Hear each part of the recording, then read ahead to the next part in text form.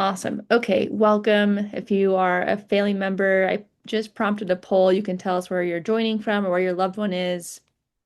Totally confidential, just coming back to promises for information. Michael here is joining us from the Ranch, PA. He oversees our PHP program there. Michael, I'm going to pass this over to you. Again, this is about relationship skills within family dynamics. If you have any questions at all, you can email me. I'll put my email in the chat as well as Michael's. It's if you have any questions about today, you can always find us online. So thank you all for joining.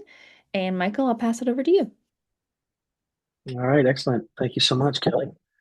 Um, all right, so hello everybody. My name is Michael Fanjoy. As Kelly mentioned, I am the director of Promises Pennsylvania or the Ranch Pennsylvania outpatient program, where we have PHP, which is a day program, and then we have intensive outpatient also, which can either be in the mornings or at nighttime. As Callie mentioned, today we're going to be talking about relationship skills within family dynamics. And I do have a PowerPoint that I am going to share on this topic. So let me just pull that up real quick, see if I can get that going. Okay, let's see here. No,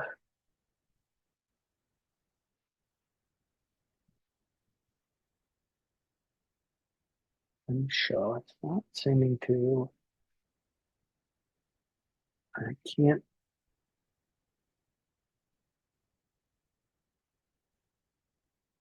All right, what's happening is it's showing up on both of my screens, and that is not good.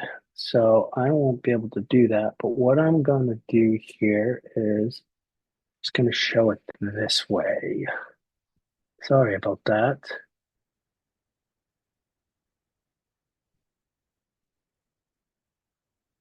Oh, Callie, sharing is not on from my. Try it. Try it one more time. Okay, I just approved that request. got it.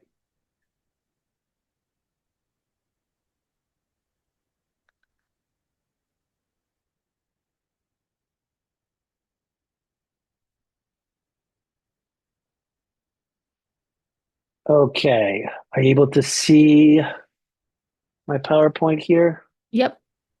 Awesome. Okay, so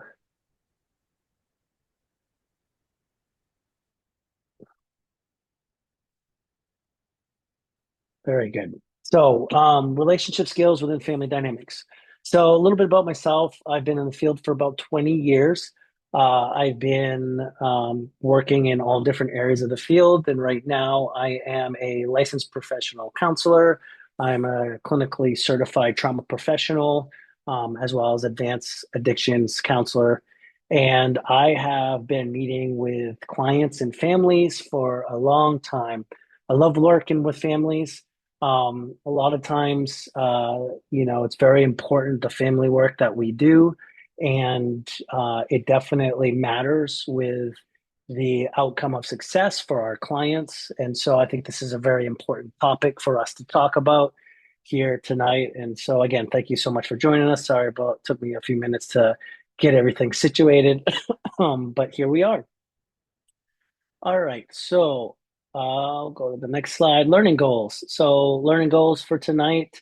We're going to understand the role of relationships in behavioral health recovery. Learn 5 essential skills for healthy family dynamics. Practice tools to improve communication and boundaries. May not practice too much tonight, but I'll give you some items to practice. And then we'll leave with actionable steps to strengthen family connection. So I have a question for you. I just want you to kind of think about for a minute. What relationship challenges do you face most often? So when you're dealing with situations that have to do with behavioral health and such, what do you think are the relationship things that you deal with most often? A lot of times what comes up is, communication. Sometimes certain unwanted behaviors can happen. Sometimes there can be things like avoidance, or there can be challenges with Could be either, you know, um, aggression and things like that. And so a lot of times families deal with these different things, and we'll talk about it tonight. Why relationship skills matter. Relationship skills, family relationships strongly influence recovery outcomes. Skills reduce stress, conflict, and relationship triggers. And here's kind of a quote that I have here. Healthy families are like strong bridges. They support weight without breaking. So, healthy relationships are very important within the behavioral health field. And the reason for that is, some of these reasons that I've shared here. And support is crucial for successful outcomes in treatment. And family support is usually an indicator how well the family is able to support our loved ones that are going through difficult challenges in the behavioral health field. And a lot of times when our clients have healthy, effective family support, you can see clearly that that helps them achieve the goals that they're trying to achieve within counseling and therapy. And so, as I mentioned, some of these things here on the screen have to do a lot with the way that the family views the situation that's at hand. We're going to break each one down here. So families can influence healing even if they can't control it. This is something I come across quite a bit in my counseling and in our centers. A lot of times families feel very out of control. Family members feel like they are not able to maintain balance within their family systems and the loved ones that are dealing with things. And so that can bring a sense of hopelessness. But I want to mention that even if they can't control it, they can influence healing. Families can help support recovery and emotional growth. Family members can't force someone to get better, but their support still matters. Their words, actions, presence can make a difference in how someone heals. And I want to just highlight here words, actions, and even presence. This idea of presence and just kind of being there, you know, um, physically, emotionally, spiritually, sometimes that in itself can make a huge difference, just knowing that you're not alone. I mean, we probably hear that a lot, is that we feel alone, and that often influences or exacerbates our challenges in behavioral health with this idea of feeling alone and feeling very much like that the person is the only one dealing with this, or sometimes we'll hear that you just don't understand what I'm going through, and that may very well be the case. But a lot of times, even if we don't understand, we can still support them through our presence, through being actively available, working on our listening skills, and just being mindful of our words, our actions, and the things that we do towards the loved ones that are going through the difficult challenges. So, this is a good idea, a good thing to think about when you're wondering what you can do as a family member to support your loved one that's going through this process. The next big idea is healthy relationships reduce stress, conflict, and relapse triggers. So these are kind of a lot of words that we hear in the behavioral health field: stress, conflict, relapse triggers.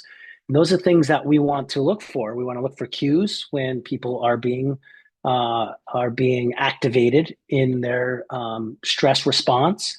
We want to look for situations that might promote conflict and become mindful and aware of what those situations are. And then, of course, we want to start to understand what relapse triggers are. This idea of relapse triggers is an event or a situation that could cue up or exacerbate the symptoms of someone going through a behavioral health challenge, someone that deals with severe anxiety, could be triggered by certain situations or going to events with a lot of people, sometimes in a chaotic situation.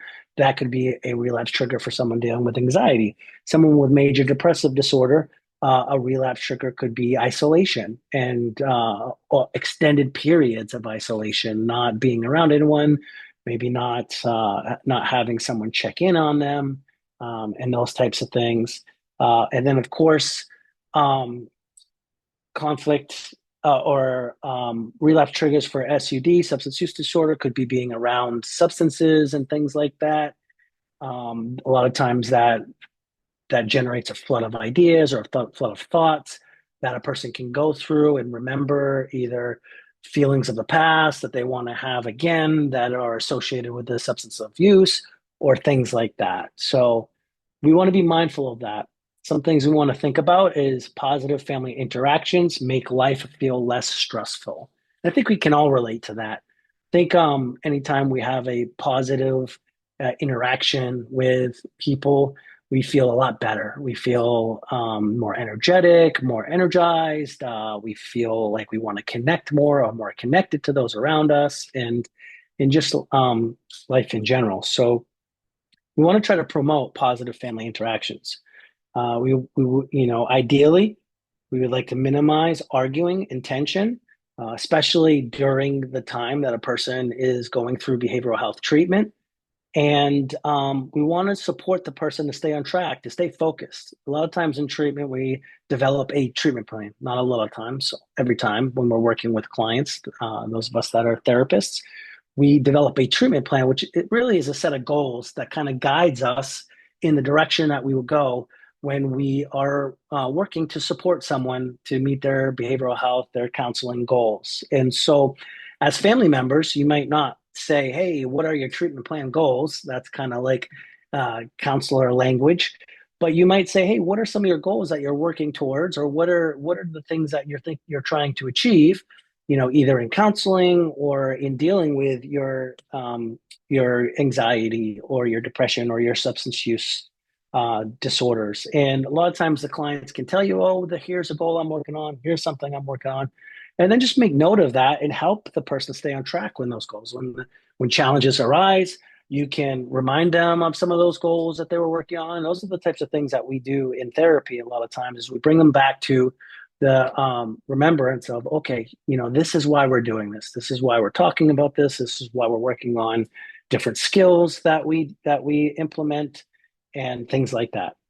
And then the other thing is as a family member, we want to try to avoid conflict. This lowers the chances of behaviors that could lead back to old problems. And this is kind of another idea of relapse triggers, whether it's relapsing to symptoms that have to do with mental health challenges or substance use challenges. Conflict, a lot of times, what it does is it initiates our stress response system. And a lot of times, when someone's stress response system is initiated, they aren't necessarily thinking or processing with clarity. And when that happens, we tend to default back to patterns that we have become accustomed to over time. And a lot of times we're trying to avoid some of those old patterns and ways. So conflict usually triggers that. And the best that we can, I know sometimes conflict is unavoidable, but there is things that we can do that we can um, be intentional about to avoid conflict. So, see, these are some things that family members can understand to help healthy relationships, by reducing stress, conflict, and relapse triggers. All right, next slide. Connection builds hope, trust, and safety. So I talked a little bit about presence earlier, and presence and connection really go hand in hand. And connection is a very strong indicator of successful outcomes in behavioral health and in counseling when you're dealing with mental health challenges. And so, as a therapist, we want to look for the connection points of our clients. Who are they connected to? How are they connected? Is that connection healthy or is it unhealthy? And so, of course, we want to look for the healthy connections, and then we want to foster continual development over those healthy connections in our clients' lives. And family members play a major role in that. And so when we're talking about connection, We're talking about feeling connected to family gives the person hope for the future. So again, con- stronger connections bring hope and encouragement, positive energy.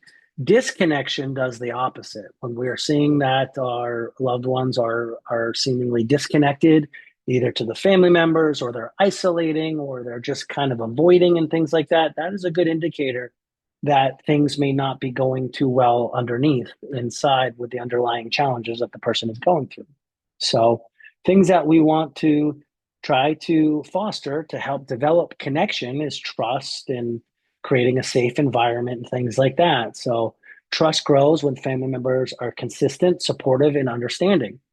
These can be challenging. Um, Consistency overall can be a very challenging thing.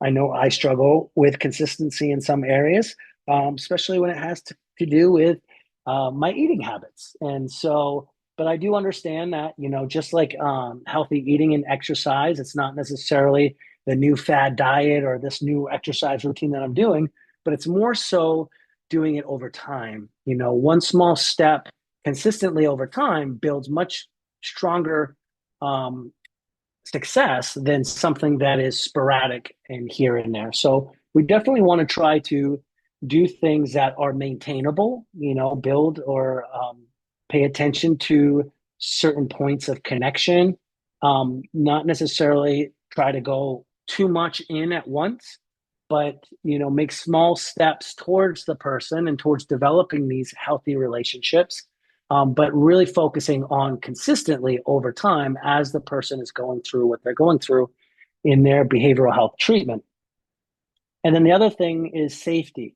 Safety comes from knowing someone cares and has their back emotionally and practically. Sometimes we try to make some of these ideas out to be more than what they are. We want to really think practically. What does safety look practically? Well, it has to do with providing or fostering an environment where a person feels like they can communicate what it is that they're struggling with. And a lot of times, what makes it difficult for us to communicate that is um, by not necessarily paying attention to what the person is talking to us about, not showing the person that we're listening, trying to overtly interject our thoughts and feelings and opinions. Now, there is a place for that for sure, where we want to share how we feel about any particular situation. But just as much as there's a place for that, there's also a place for us to put that on the shelf for right now and to kind of put that aside so that we can foster a relationship and we can develop that connection. And it takes time to develop that connection. I think a lot of people um, underestimate the challenge or the amount of effort that is needed just to build, maintain, sometimes repair relationships and that connection that we have with each other.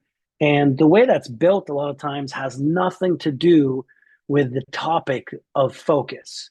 Whether it's the person and we're just trying to support them and managing their anxiety so they don't have panic attacks and it causes all this crisis in the family, or if it's whether we're trying to support someone to stop using particular types of substance that is very damaging to them. That's the point of focus. But a lot of times we even have to put that topic aside and really intentionally focus on what am I doing to build the relationship first and that connection first before I'll have the platform to really be able to speak into them and share with them the way that I view this particular challenge that they're going through.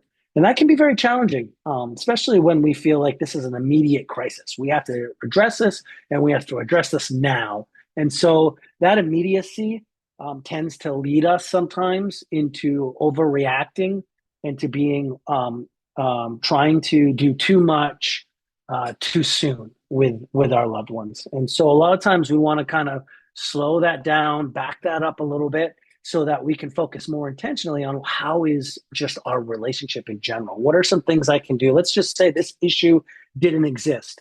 What would I do to connect with them more if the anxiety didn't exist, if their substance use issues, their alcoholism, if that didn't exist, what will we be talking about right now? How would I show them that I'm listening to them, or that I'm caring, or that I'm trying to genuinely connect with this person? And a lot of times that can be, you can partake in a shared hobby or interest. You could talk about different unrelated things, like how their day was at work or school, or even with, maybe their girlfriend or boyfriend that we do or do not like sometimes. But a lot of times it's those types of conversations that help us build that foundation and that framework, so that eventually it will lead us to the opportunity to really be able to speak into their lives with the particular types of topics that we want to speak to. And that develops a safe environment also. This idea of having a safe environment where we can openly share things that we communicate has to do with developing that underlying relationship with our loved ones. And it's very important to do if we want to be able to provide the support that they need in their lives from our family, friends, and those that are connected to those loved ones. Okay, next slide. So now I want to get to core relationship skills. I want to leave you with some skills that you can take with you um, to kind of practice in order to help build relationships with your loved ones. First skill that we're talking about is communication. So we've kind of mentioned this a few times here so far tonight already. And healthy communications has um, a lot of different attributes to it. One of it is trying to use this idea called I statements. Some of you may or may not have heard I statements. I've been talking about this for many, many years. And so, I statements, when you're communicating to someone, helps take the focus necessarily off of them as like they're the problem or the issue or something like that, and bringing it to a neutral place where this is the challenge, not necessarily them as a person or their core of who they are, but this particular area that we're focusing on. And so we all deal with different challenges and things like that. And we also can communicate in a healthy way when we use I statements, because then we're just sharing about how I feel about a particular topic, not necessarily not necessarily, um, stating that the person is this particular type of thing. We're talking more about the behavior that's happening. And so we can implement I statements. And it would look like something like this. Let's just say a loved one does something that is hurtful to someone. Maybe they lied to them or something like that. And that lying, makes the person feel unhappy, frustrated, angry, things like that. And so one way you could say it is, when you're always lying to me, and when you lie, you make me very angry. And so you can see that there, I said you a few times. One way to rephrase that could be, I do not appreciate it when I am lied to. That kind of changes a little bit of the communication and just kind of how it's projected. Is that, hey, look, I'm setting my boundaries. I'm talking about something that I can share that is about me. And you really keep the focus on you, versus insinuating that they're doing these types of things. And then it lets them kind of fill in, that gap in between of like, okay, I understand that this person doesn't appreciate being lied to. And when they do, they get frustrated. And then they start to think, well, am I lying to them? If I'm lying to them, maybe this is something that I can do to change that. So there's a lot of different ways to communicate in that way. But the biggest thing that I want to leave you with is this: every time you catch yourself saying either you, or if you're talking about a particular person, using their name and things like that, turning that around to like, I feel this way. I do not appreciate this, those types of things. And it makes it more general and more palatable for people to be able to understand and realize that this is a relationship thing. This isn't an intrinsic part of who I am that I have to defend, type of thing. And it minimizes defense, which in turn helps continue the conversation. And then there's this idea of active listening. So active listening is very important. Active listening is uh, it's kind of intentional and where you're showing the person how you're actively listening. A lot of times you can repeat back what they say to you. A lot of times you can pause before you respond. Unfortunately, the opposite of this is listening to respond. And a lot of times in stressful situations when we're interacting with others, we listen to respond, which means that when someone is communicating to us, we're not fully hearing what they're saying. In our head, we're just trying to come up with a response, and we're processing that as they're communicating to us. Excuse me. The challenge with that is the other person picks up on that, first of all, number one. And number two is that we don't fully absorb or take in what is being communicated to us. We're only processing and concentrating on what it is we think they're saying and the response that we have for them.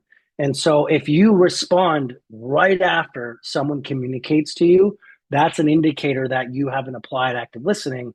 You want to pause, you want to process, you want to reflect back what they share, you want to communicate first that you did hear them and this is how you heard them. Then you want to respond after that. That is an active listening practice. Number two, skill two, boundaries with compassion. It's very important for family members to maintain boundaries, to develop boundaries, to demonstrate boundaries, because it helps combat enmeshment and enabling, and it helps to hold up the person that is the one that is supporting the loved one that's going through this. A lot of times, boundaries can um, can equal rejection.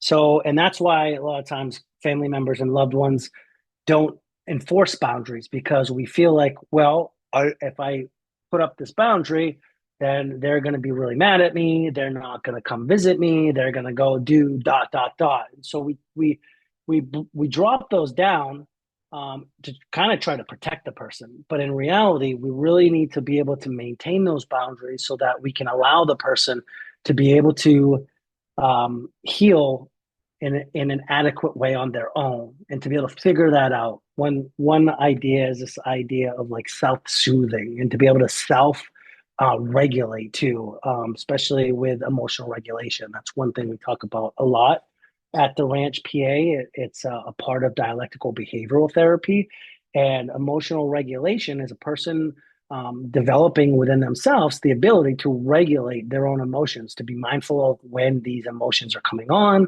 and then what skills or what practices to put in place to be able to regulate those emotions so that they can manage them in an effective way. And what helps a person to do that is when family members uphold that boundaries so that they give them that space in order to be able to go through that process. And so it's a very important thing.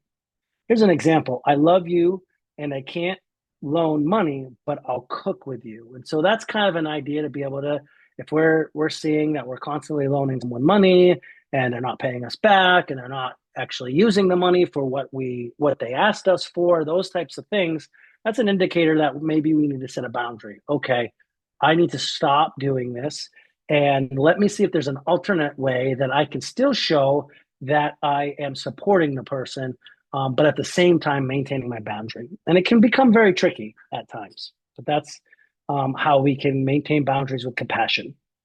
Skill number three, conflict resolution. So, conflict resolution is a very challenging thing at times, especially when emotions are elevated and we're in a discussion with someone and it's a very difficult discussion that we're having with them. This has a lot to do with our communication skills too. A lot of these are interconnected, as you can see. So, conflict resolution, one big thing that we want to do is when we're in a conflict, we want to try to pause. Sometimes that pause has to last for a little while. Sometimes we need to disengage in order to effectively re-engage and have a conversation or to effectively address and deal with the conflict. And so pause, de-escalate, focused on shared goals. Those are the types of things that help to resolve conflict. And another one, we want to avoid blame cycles. So blaming definitely doesn't help with conflict. That usually exacerbates it. It fuels the fire, so to speak, when it comes into conflict. I'm sure most of us can relate to that at different times in their lives when we've been in conflict and we get into the blame cycle and then things just get worse and blow up. And so we want to try to avoid that in those moments, especially when we sense that our emotions are elevated and things like that. Another thing that we want to be mindful of is when our emotions are elevated, we're not thinking with clarity. No one can think with clarity when we're very emotionally charged. And so sometimes that's where the pause comes in, is we're trying to allow our own bodies to physically re-regulate so that we can become less emotionally charged, and then our we can start thinking more clearly, with clarity. And so we want to be able to allow space for that when that is happening. Skill number 4, building trust and repair. So we talked about consistency. Honesty is a very big thing when building trust, and then the importance of repairing after arguments. So this is a thing that we really I want to try to emphasize, is this idea of repairing after arguments. A lot of times when we have arguments or when we get into conflict, we just after it's over, we're like, okay, I'm done with that, I'm moving on, I'm not rehashing this, I don't want to revisit it. And that can be very damaging at times because damage was done. And sometimes it's actually very healthy after the conflict has concluded and we have kind of calmed down. It could be, a couple hours later, it could be the next day. We really kind of want to provide an opportunity to revisit this in a calm manner. And so that in that way, we can think calmly. Maybe we can apologize for things that was said, give them room and space to apologize for things that they said. We can better explain our situation or our stance on certain things, allow them time to do the same. And so that's kind of what really repairs any damage that may have been done from things that we said. Maybe we said things that we don't really mean.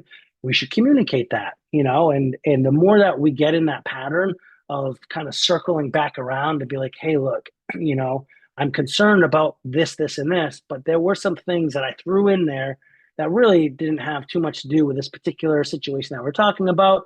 And some of those things I may not have actually even meant, and even by us saying that and acknowledging that can really help continue to repair and build the relationship for the loved ones that we are supporting. And then skill number 5, empathy and validation. So empathy reduces defensiveness, and it also increases and strengthens bonds and connection. So I'm guessing that if you're on this tonight and you're trying to learn about ways to connect with your loved ones, your friends, your relatives that are going through a challenge, you're empathetic to what they're going through, if anything, at least a little bit. And so empathy can be a very strong trait and a very important bond builder, so to speak. And we want to magnify that. We want to demonstrate that. We want to intentionally show this person that we are empathetic to what they're going through. We understand, even if we can't fully understand what it is exactly that they're going through, even if we can't control what they're going through, even if we can't avoid what they're going through or behaviors that result in that, we can still understand that they're going through a tough time. And everybody can relate to that. Everybody can relate to going through difficult times. We've all have been through difficult times at one point in time in our life. And if we focus on that fact that, hey, this person is going through a difficult time, I've gone through difficult times before in the past, I can empathize with that. And I can help them understand that I'm empathizing with that because I understand what it's like to go through difficult times. That can be very important in building healthy relationships and then strengthening the bond that you have with other people. And so, lastly, on this list, validating without agreeing, validating that the person is going through a difficult time You don't necessarily have to agree with the behavior or with what it is that's triggering them to, they're going through this, but you can validate the fact that they are going through something that's challenging and that you are there to support them through it. And ultimately, that is something that that people can really build upon. So that is a lot of what I had. Cal, I don't know if we have any time for question and answers, or if there is any ability to be able to do that in the webinar, even if it's typing in any questions or anything like that. Do we have the ability to do anything like that? Yeah, if anyone has any questions for Michael, you can put it in the chat. That just goes to him and I. So if you just want to have, if you have any questions for him, we can have a little time for that.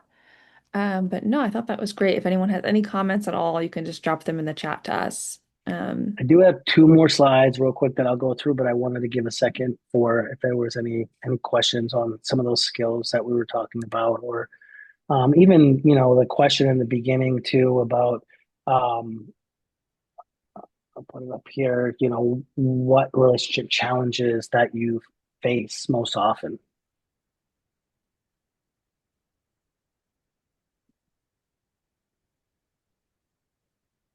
Okay, it's all right. So no questions. I can go on. All right, so almost done here. So final tips and takeaways. So not to kind of, continue to rehash this, but this is kind of the idea, the big picture here: communication, boundaries, conflict, trust and repair, and empathy. Um, I do have, I don't know if I can, if I share something in the chat, would they get it? Could I share like a handout that I had that had to go with this? Yes. yeah, I think so. If you Okay, let me see. I do have a handout. Let me see if I can. just make sure you change who you chat to with, change it to everyone, and then Okay. there's that little like file button.